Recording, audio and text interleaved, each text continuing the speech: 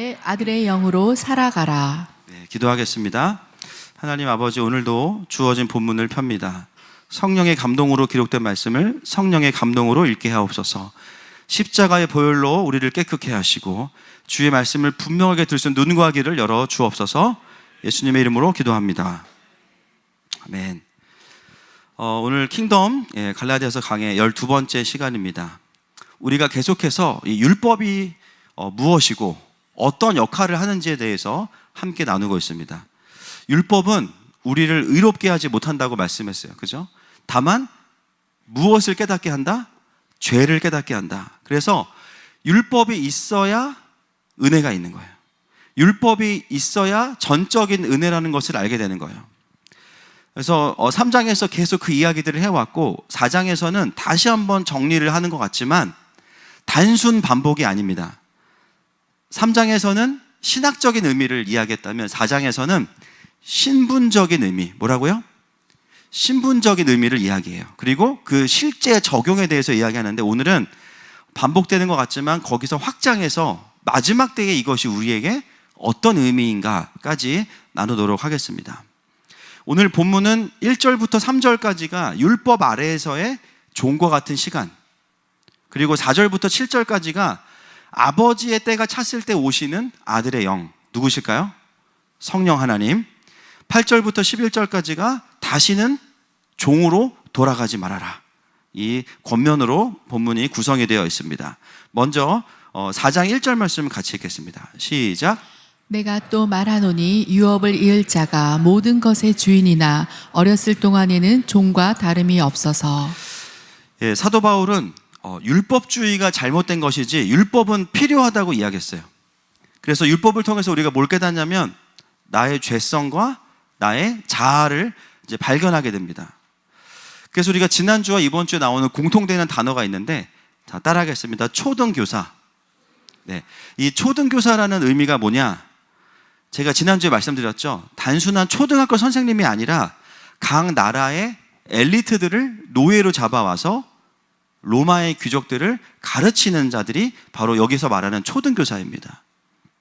그래서 기본적인 예의 범절을 가르치고 가정교사 같이, 때로는 이제 로마의 귀족으로서 그 다음에 상속받을 것이 있기 때문에 거기에 합당한 훈련들을 해요.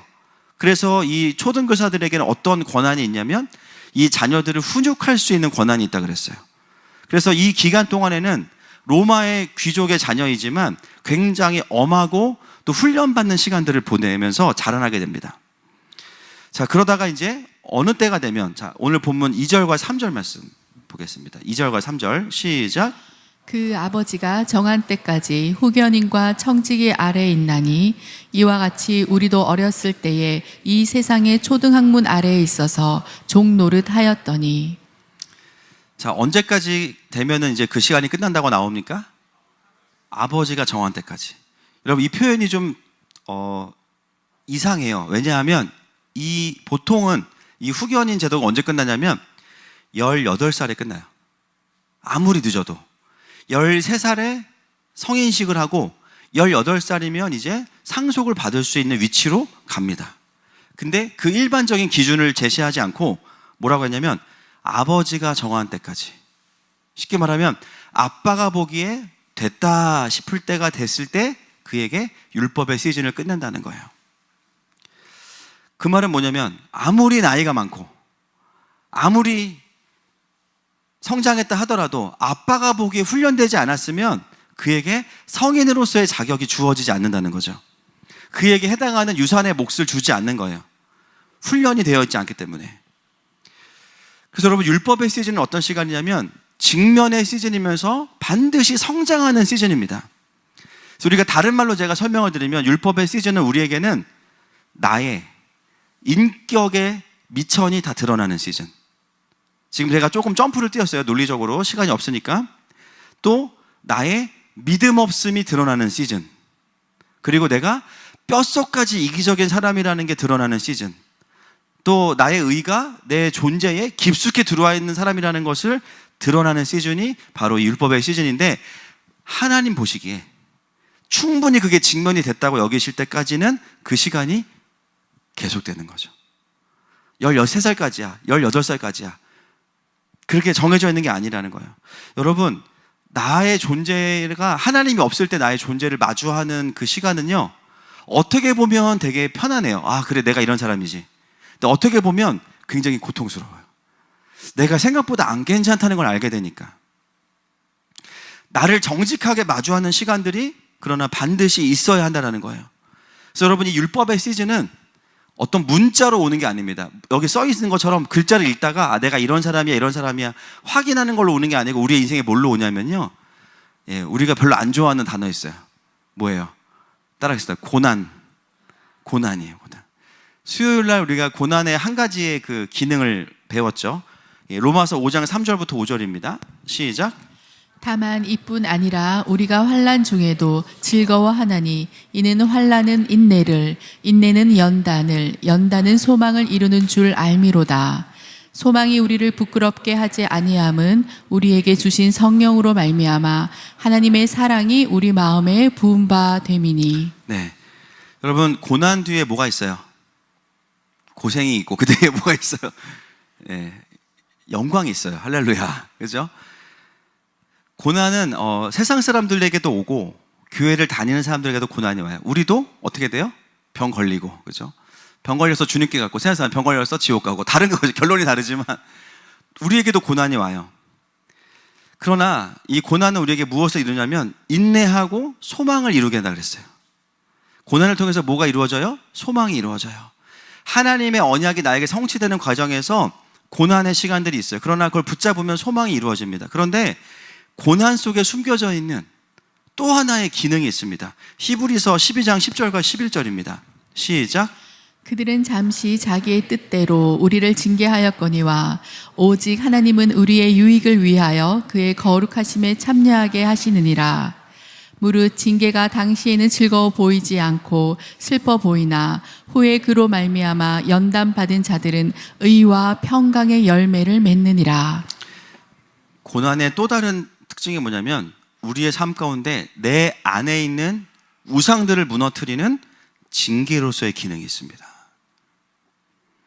그래서 신앙이 깊어질수록 고난에 대한 기도가 바뀌어요. 우리가 초신자 때는 어떤 기도예요? 고난은 피하게 해주시고 근처에도 못 오게 해주시고, 그죠? 근데 고난의 의미를 이해하고 나면은 버틸 수 있는 힘을 달라고 기도해요. 그리고 거기서 한 번 더 깊어지면 어떻게 되냐면은 고난 중에도 주님, 나를 돌아보게 해주세요. 내 안에 무너져야 될 것들이 있다면 무너지게 해주세요. 기도가 바뀌는 거예요. 여러분, 대한민국이 지금 고난 중에 있습니다. 우리의 주적은 누굽니까? 북한입니다. 그죠? 이 단순한 걸 왜 말을 못할까요? 그죠? 지금 대한민국이 고난 중에 있어요. 그죠? 그렇지만 이 고난에 대한 성경적인 하나님의 나라의 관점에서 본다면 어떤 기도가 필요하냐? 하나님, 이 고난 중에 대한민국의 모든 우상은 무너지게 해주세요. 여러분, 하나님의 고난은 언제 끝나요? 하나님이 정한 때에 끝나요. 그러면 뭐가 중요하냐면 하나님의 뜻을 빨리 발견해야 끝나요. 그걸 발견하지 못하니까 길어지는 거예요. 그래서 이따가 이제 고난에 대한 적용을 좀 더 하겠습니다. 결국 고난의 그 기능 중에 하나가 뭐냐면 내 안에 있는 우상들을 무너뜨리는 겁니다. 신명기 8장 2절과 3절 말씀입니다. 시작. 네, 하나님 여호와께서 이 40년 동안에 내게 광야길을 걷게 하신 것을 기억하라. 이는 너를 낮추시며 너를 시험하사 내 마음이 어떠한지 그 명령을 지키는지 지키지 않는지 알려 하심이라.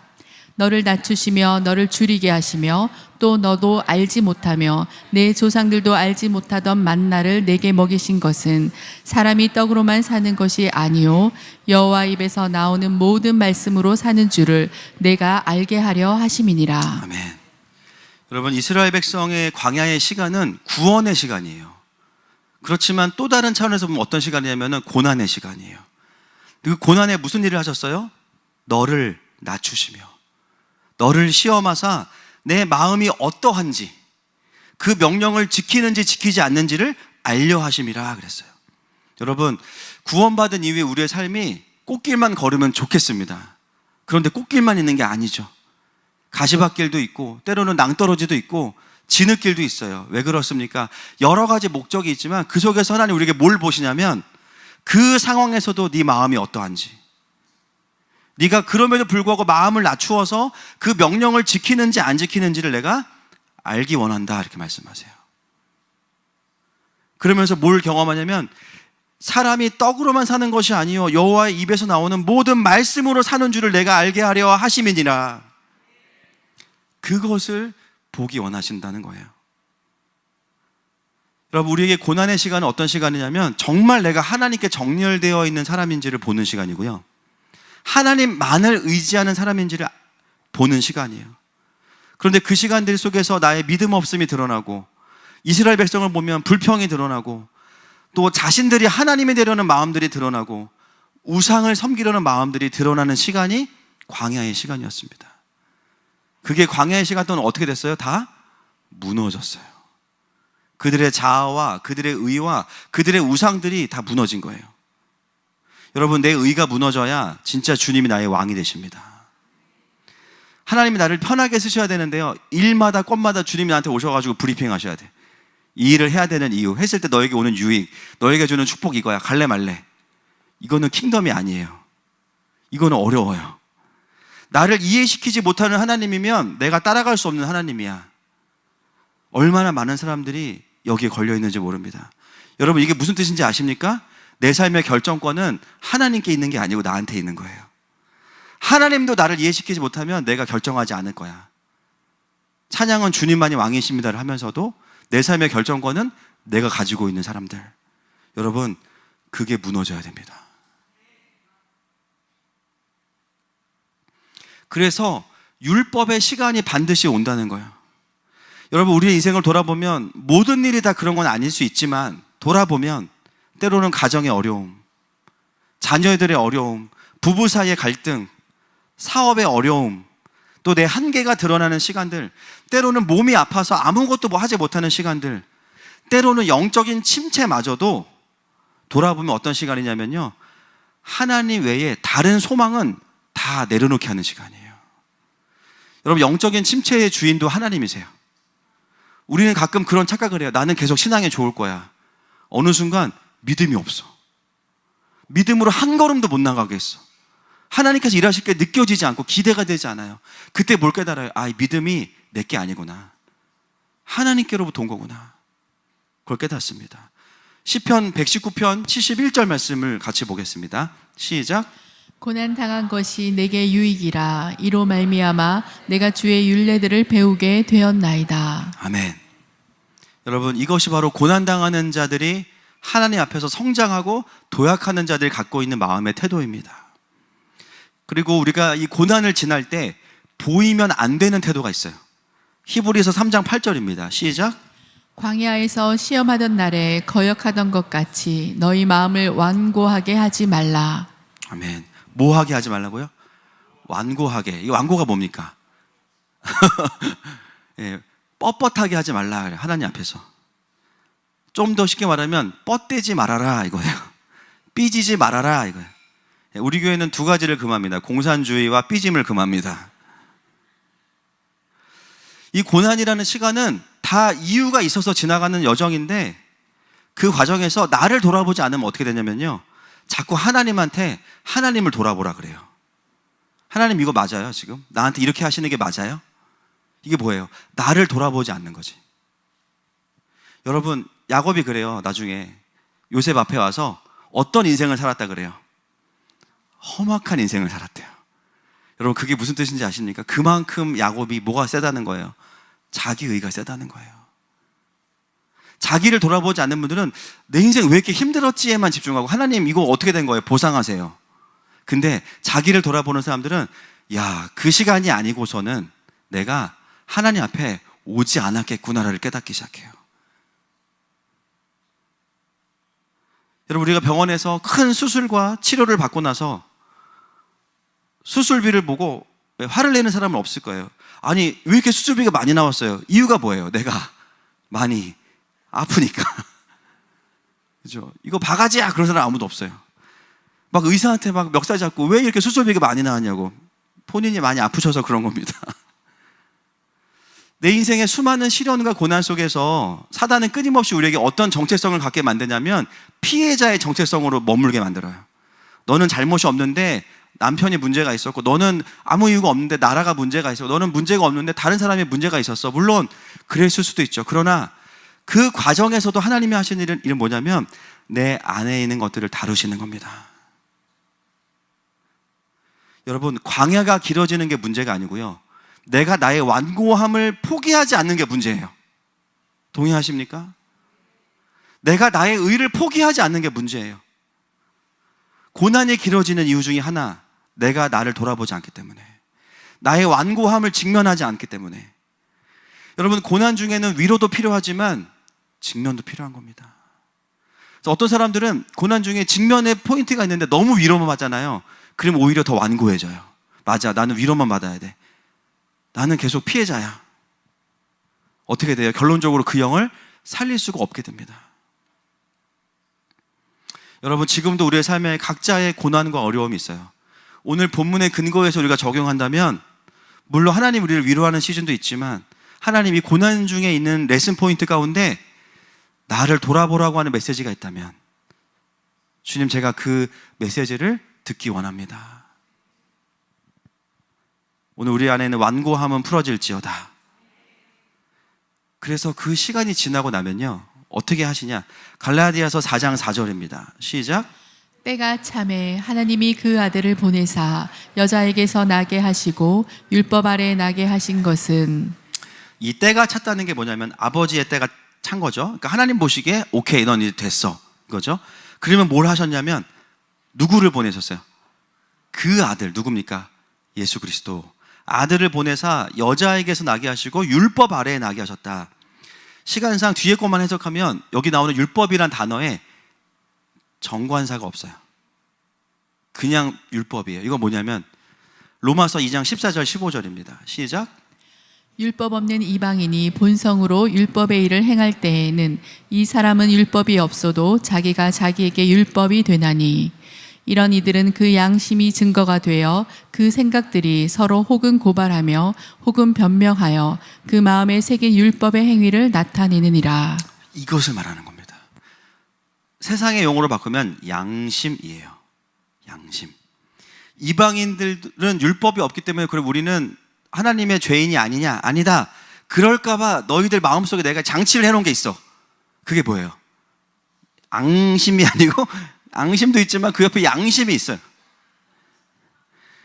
인간이 비록 타락했지만 하나님을 전혀 모르는 상태로 그냥 태어났다 할지라도 그 마음에 뭐가 있냐? 양심이라는 게 있어서 희한하게도 양심에 찔림이 있는 거죠. 그래서 뭐예요? 나중에 우리가 그 심판을 받을 때 하나님을 전혀 모를지라도 그 양심이 그 사람에게 뭐가 돼요? 율법이 된다 그랬어요. 그래서 하나님의 공의가 완성되는 겁니다. 자신들이 죄인인 것을 스스로 안다는 거예요. 여러분, 그래서 예수님은 율법 아래에 오셨다는 게 뭐냐면 기독교인들만을 위해 오신 게 아니고요, 모든 양심의 율법 아래에 갇힌 모든 자들을 구원하기 위해 오셨습니다. 그래서 예수님은 기독교인들만의 구원자가 아니고 모든 자들의 구원자신 거예요. 여러분, 전도하실 때 그 담대함이 있으셔야 돼요. 이 사람은 교회 올 것 같고 안 올 것, 그게 아니에요.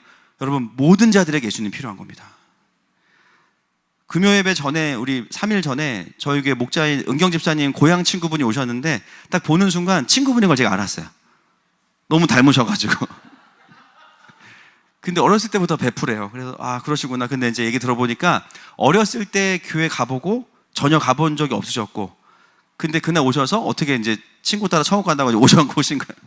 금요예배를 오셨는데, 저는 항상 그렇게 이제 넌크리스찬이거나 거기에 준하는 분들이 오시면 항상 그 생각을 해요. 예수의 이름은 교회의 소망이 아니고 세상의 소망. 이분 예수님 필요한 사람이라고 스스로 마음에 탁 먹고 복음을 전합니다. 여러분, 얼마나 쫄리는지 몰라요, 복음 전할 때. 그 공기와 그 흐름이 너무너무 중요해요. 그래서 그 7분, 8분 안에 복음을 다 전해야 되는데, 제가 7분 동안 제 간증과 함께 다 전했어요. 저는 원래 모태신앙이었고, 근데 이때 하나님 만났고, 십자가가 이런 거고, 쭉 얘기하면서 이제 가장 쫄리는 순간이 언제겠습니까? 네, 결제하시겠습니까? 그잖아요. 영접하시겠습니까? 이거잖아요. 근데 이분이 잘 듣더니 또박또박 영접 기도를 따라 하시더라고. 할렐루야. 저는 사실은 부끄러운 얘기지만 제가 하늘마음교회를 섬기기 전에 교회에서는 넌크리스찬들에게 복음 전할 기회가 별로 없었어요. 희한하죠. 그리고 성도들이 더 잘 예배하게 하는 것도 사역이지만 실제로 영혼들을 구원하고 정말 아예 예수님을 모르는 분들에게 복음을 소개하는 일이 별로 없었는데, 오히려 더 어떻게 보면 뜨겁고 부담될 수 있는 것 같은 이런 교회에 있으면서 믿지 않는 분들이 거의 매달 영접하는 일들을 경험하게 돼요. 왜 그런가 생각해 보니까 다른 게 아니고 이 믿음이 있어서예요. 예수님이 오신 이유는 교인들을 위해서 오신 게 아니라 모든 자들을 위해 오셨다. 그 믿음이 있으면 어떻게 돼요? 일단 나에게 보내주시는 사람들에게 복음을 전하는 거예요. 거절받아도, 그렇죠? 일단 전하고 영접시키자. 그래서 여러분, 하늘마음교회는 믿는 자들은 더 센 부를 받는 교회, 믿지 않는 분들은 새 생명을 얻는 교회 세워지기를 축복합니다. 지금 그죠? 엘리야 집사님, 오승찬 집사님 지금 키국에 가셔가지고 지금 복음 전하고 있어요. 지금 무소식이 희소식, 할렐루야. 그래서 여러분, 주님을 신뢰합시다. 우리가. 그래서 지금 주님이 그 나라의 하늘을 열고 계시고, 정말 우리가, 그죠? 제주에서 예배하고, 내일부터 또 중국 가야 되고 예배하고, 일본에 가서 예배하고, 대만 가서 예배하고, 지금 그런 시즌이에요. 그래서 대만도 첫날 집회가 뭐냐? 넌크리스찬 청소년들을 이제 데려오겠다. 그래서 복음을 전해달라고 부탁을 하셨기 때문에 가서 또 동일한 마음으로 복음을 전할 겁니다. 여러분, 예수님은 율법 아래에 있는 모든 자들을 위해 오셨습니다. 그래서 그 말씀이 나와 있고요. 5절 말씀 넘어가겠습니다. 시작. 율법 아래에 있는 자들을 속량하시고 우리로 아들의 명분을 얻게 하려 하심이라. 율법 아래에 있는 자들을 속량하시고 우리로 무엇을 얻게 하셨대요? 아들의 명분입니다.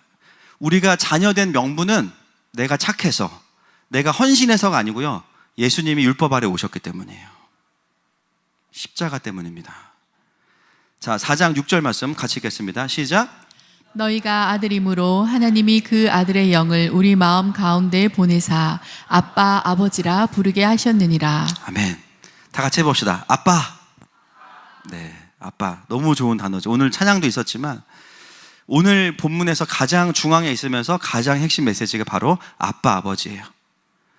여러분, 하나님은 우리의 아빠입니다. 그렇죠? 근데 우리가 하나님을 아빠라고 부를 수 있게 된 그 근거가 뭐냐면, 그 아들의 영을 우리의 마음에 보내셨기 때문이에요. 성령님을 보내셨기 때문에. 성령님의 주된 사역, 하나님을 아버지라고 부르게 한다라는 거예요. 여러분, 스님도 예수님 믿고 성령 받으면 어떻게 돼요? 머리가 자라기도 전에, 그렇죠? 하나님을 뭐라고 부르겠어요? 아빠. 승복을 벗기도 전에 하나님을 아빠라고 부를 수 있습니다. 여러분, 저희 교회에도 전혀 예수님을 믿지 않다가 오신 분도 계시지만 오랫동안 다른 종교에서 다른 신을 섬기다 오신 분들도 계시잖아요.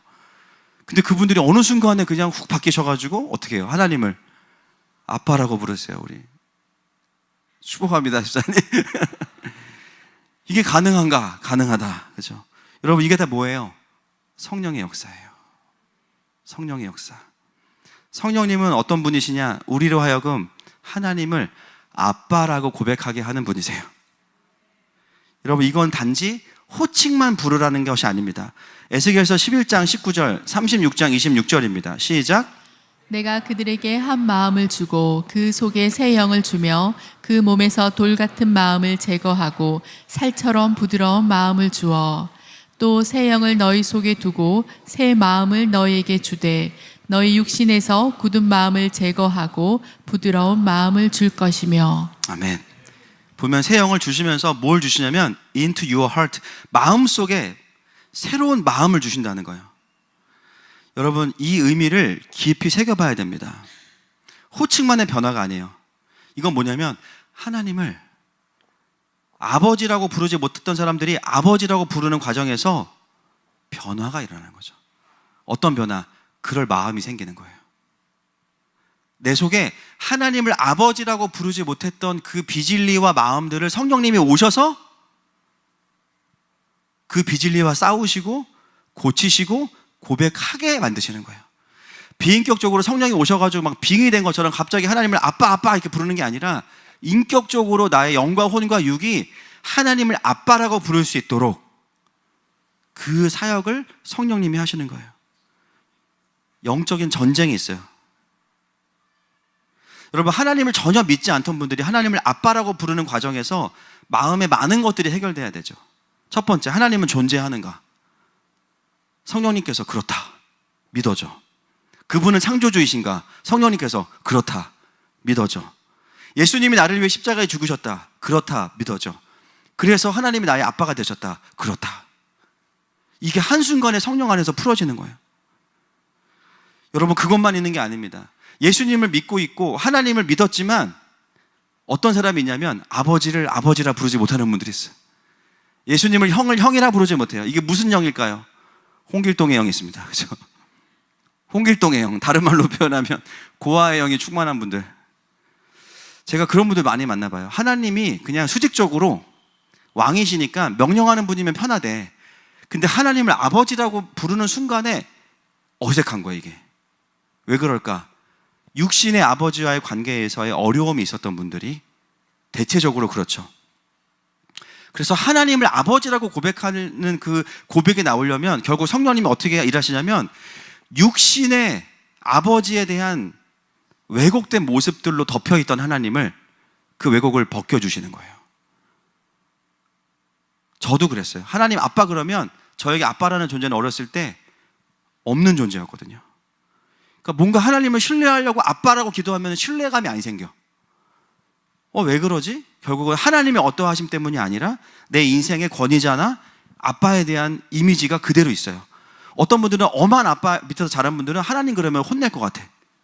그러니까 신앙생활이 뭐예요? 혼날 거냐 안 혼날 거냐. 여러분, 이게 바로 노예로 사는 신앙생활이에요. 하나님에 대한 이미지 자체가 성경적이지 않은 거죠. 그래서 우리가 하나님을 아버지라고 고백한다는 건 뭐냐면 성령께서 오셔서 아버지가 누구신지를 가르쳐 주시기 시작하는 거예요. 고아의 마음에서 자녀의 마음으로 바뀌어요. 종의 두려움에서 상속자의 영광으로 바뀌어요. 내가 정말 그런 사람이구나라는 것이 깨달아지면서 어떻게 되냐? 내 깊은 심령에서부터 하나님 아버지.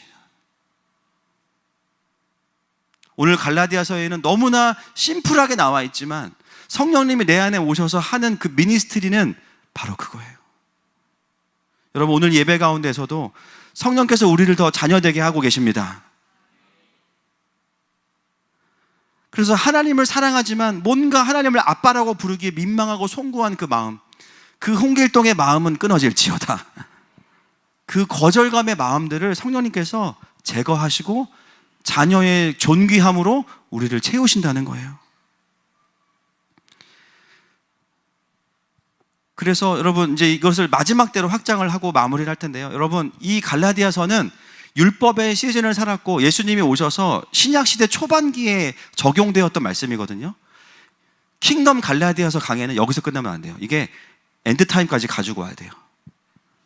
여러분, 여기서 우리가 무엇을 볼 수 있냐면 각 시간마다 하나님께서 적용하시는 게 있어요. 그리고 아버지가 정한 때는 예수님이 오는 때만이 아니에요. 초림의 예수님만이 아니고 다시 오실 예수님의 때도 아버지가 정하신 때입니다. 지금 우리는 어떤 때를 살아가냐면 그 초림과 그 재림 사이를 살아가요.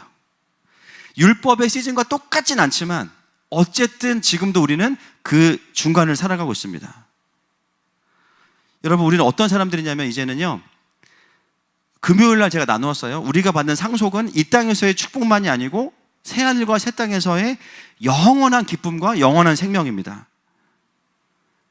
근데 이 초림과 재림을 살아가는 우리는 어떤 삶을 살아야 되냐? 이제는 율법 아래 매이지 않고 성령에 붙들려서 살아가야 되는 것입니다. 근데 그 성령에 붙들린 사람의 두 가지의 기본 특징이 뭐냐면요, 자유함과 자녀됨이에요. 그래서 우리의 자유함은 방종이 아니라 그랬어요. 내가 하고 싶은 거에 못하게 하는 얘기가 아니라 자유롭게 하나님을 따라갈 수 있는 자유함, 그렇죠? 죄에 묶이지 않고. 또 하나는 하나님을 아버지로 누리는 자녀됨. 자녀됨으로 살아가는 거예요. 여러분, 마지막 때는요, 이것이 기본적으로 되어 있어야만 그 다음 스텝을 갈 수 있는 겁니다. 이게 안 돼 있으면 킹덤의 군사로 살아갈 수가 없어요. 다시 이 지점으로 돌아와요. 돌아오는 게 아니고 율법으로 돌아가요. 우리가 마지막 때에 하나님 나라의 군대로서 살아가는데, 마지막 때를 살아내는데 성령 안에서의 자유함과 자녀됨이 약하면 어떻게 반응하게 되냐면 종으로 반응하게 됩니다. 종으로. 여러분, 종의 특징은 뭐냐면 오늘 하루 혼나지 않는 게 목표다. 하루 종일 주인의 눈치만 보죠. 그리고 오늘 하루 밥을 먹을 수 있으면 만족한다. 이게 종이에요. 그러니까 묶여있죠. 두려움에. 그런데 여러분, 하나님 나라의 군대는 100%가 어떤 자들로 구성이 되어 있냐면 그분의 자녀들로만 구성되어 있어요. 그래야 마지막 때의 싸움을 싸울 수 있어요.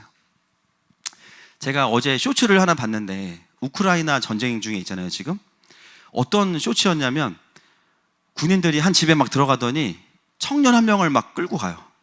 근데 이 친구가 안 끌려가려고 막 누워서 발버둥을 치는데 끌고 가요. 그리고 그 엄마가 쫓아가면서 막 울어. 어떤 장면일까요? 징집하는 거예요. 지금 수많은 청년들이 죽어나가고 있잖아요. 우리가 하나님의 군대라고 했을 때 이런 개념으로 생각하는 분들이 너무나 많아요. 여러분, 킹덤 아미, 하나님의 군대는 그런 개념이 아닙니다. 거듭난 하나님의 자녀들이 영광스러운 아버지의 나라를 위해서 기쁨 가운데 모여있는 것이 하나님 나라의 군대입니다. 그래서 이 군사들의 특징은 뭐냐? 기본적으로 자녀됨은 기본이에요. 뭐냐면 완전한 사랑과 연합으로 하나 돼 있어. 이게 기본이에요. 그리고 아버지를 향한 사랑과 존경과 경외감으로 하나가 되어 있는 것이 하나님의 군대입니다. 그것 말고는 다른 기쁨이 없는 자들이 모여있는 게 킹덤의 군대입니다. 여러분, 저희가 이제 2학기가 되면 2학기부로 저희 주일학교 주니어 100%가 킹덤 스쿨 학생이 됩니다. 이제 멀리 있는 지체들이 다 또 이사를 와서 입학을 다 했어요. 그리고 저희가 일본에 이번에 내일 가서 이제 유스 아이들도 사역을 하겠지만 일본에 가서도 저희 킹덤 스쿨 아이들이 한 타임 정도 예배를 인도해요.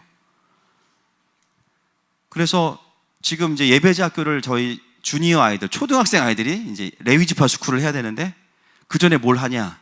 8월에 4, 5, 6인가? 수목금인가 그렇죠? 4일날 속사람 학교를 합니다. 주니어 아이들이 속사람 학교. 왜냐하면 하나님 나라의 사역을 하기 전에 먼저 뭐가 중요하기 때문에, 하나님의 자녀됨이 중요하기 때문에 아이들이 속사람 학교를 같이 1일 동안 원데이로 하면서 이제 하나님의 자녀됨을 더 회복하는 시간을 갖게 돼요. 왜냐?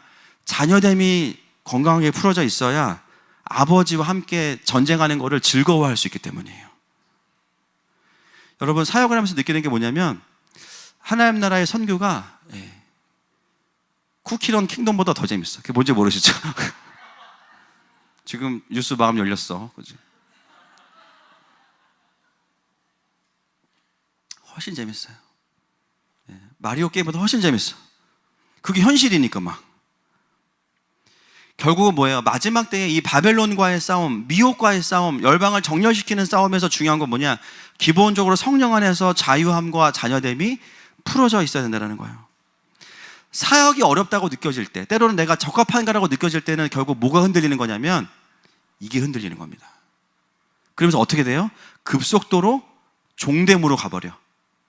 또는 완고함으로 가버려요. 여러분, 하나님 나라의 싸움은 자녀가 아니면 수행할 수가 없는 거예요. 용병들, 자기 목숨이 더 중요해요. 결정적인 순간에 도망가거나 투항해버립니다. 사꾼들, 양 지키고 있다가 내가 이길 수 없는 맹수가 오면 도망가 버려요. 그러나 아들은 달라요. 아들은. 이 기업이 누구 거예요? 아버지 거면 결국 누구 거예요? 내 거거든. 죽을 때까지 싸워요. 절대 못 뺏긴다. 그죠? 다른 거예요. 킹덤의 군대는 용병이 아니에요. 가족이지. 킹덤의 군사로 부름받은 자들은 내가 뭔가 대우받지 못하고 조금 힘들다고 느끼면 이 싸움을 할 이유가 없다. 그렇게 반응할 수가 없어요. 이 싸움 자체가 누구 싸움이에요? 아버지의 싸움이고 내 싸움이기 때문에. 자녀는 다른 겁니다.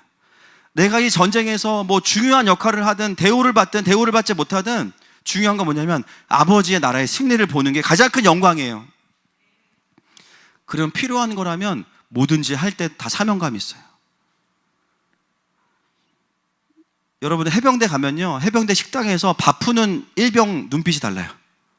얘는 그냥 밥을 푸고 있는, 나는 뭐 하는 사람이야 지금? 나는 해병인, 귀신 잡고 있는 거예요 지금. 눈빛이 다른 거예요. 여러분, 하나님 나라의 군사로서의 가장 중요한 게 뭐냐면 자녀됨입니다. 그래서 이거는 자녀됨과 군사로의 부르심은 충돌되는 게 아니라 이게 여정이 있는 거죠. 7절 말씀 같이 읽겠습니다. 시작. 그러므로 내가 이후로는 종이 아니요 아들이니 아들이면 하나님으로 말미암아 유업을 받을 자니라. 아멘. 자, 8절도 읽을게요. 시작. 그러나 너희가 그때에는 하나님을 알지 못하여 본질상 하나님이 아닌 자들에게 종 노릇하였더니. 네. 하나님을 알 뿐 아니라 하나님이 아신 바 되었거늘. 여러분, 우리는 일방적인 신앙생활을 하는 게 아닙니다. 무슬림처럼 알라라는 신이 있는데 일방적이지 않아요. 그렇죠? 이름이 알라인데 나를 몰라. 그렇죠? 그래서 아무리 기도해도 응답이 없는 그런 신이 아니에요. 하나님이 아신 바 되었거늘. 이미 우리가 하나님의 자녀입니다. 아멘이십니까? 그래서 우리의 영적인 전쟁은 그 아버지와 함께하는 전쟁이에요. 그게 얼마나 멋있어요, 여러분. 그죠? 아버지와 함께 그분의 나라를 위해서 똑같이 목숨 걸고 싸우는 아들의 그 영광. 그게 바로 킹덤의 군대로 부르심 받은 우리들의 영광이에요. 그래서 오늘 본문은 우리에게 마지막에 이야기합니다. 너가 이렇게 영광스러운 자리로 부름 받았는데 왜 다시 과거의 노예로 돌아가려고 하냐? 왜 뭔가 조금 서운하고 뭐가 조금 이해되지 않으면 종으로 돌아가려고 하느냐? 왜 이 유업을 포기하려고 하느냐? 네가 왜 왕이 되려고 하느냐? 그것들을 내려놓으라는 겁니다. 10절과 11절 마지막으로 읽겠습니다. 시작. 너희가 날과 달과 절기와 해를 삼가 지키니 내가 너희를 위하여 수고한 것이 헛될까 두려워하노라. 아멘. 절기를 지키지 말라는 말이 아니라 종의 특징이 뭐냐면 눈에 보이는 것에 집착한다는 율법주의라는 거죠. 여기서 바울이 말하는 수고하는 것이 헛될까 두려워하노라, 이것은 바울의 사역이 의미 없었다가 아니라 다른 의미로 말하면 십자가를 왜 무력하게 만드느냐라는 겁니다. 왜냐하면 바울이 전한 게 십자가의 복음이니까. 여러분, 우리가 자녀로 반응하지 않을 때 우리는 뭘 하고 있는 거냐면요, 십자가의 복음을 부정하고 있는 거예요. 성령을 거역하는 겁니다. 그냥 마음이 흔들리는 수준의 고민이 아닌 겁니다. 여러분, 오늘 주님께서 이 본문을 통해서 말씀하세요. 우리는 지금 율법의 시즌도 지났고 초림하신 예수님의 시즌도 지났어요. 그리고 우리를 아빠라고 부르게 만드는 성령이 오셨어요. 그 마지막 때를 살아가고 있습니다. 여러분, 사단은 결코 우리를 이기지 못합니다. 그러나 내가 율법으로 돌아가면 지는 거예요. 오늘 이 자리가 그 노예와 종과 고아로 돌아가고자 하는 그 모든 묶임들이 끊어지는 자리가 되기를 원합니다. 그리고 아빠, 아버지가 회복되는 자리가 되기를 원합니다. 시간 함께 고백하면서 나아가십시다.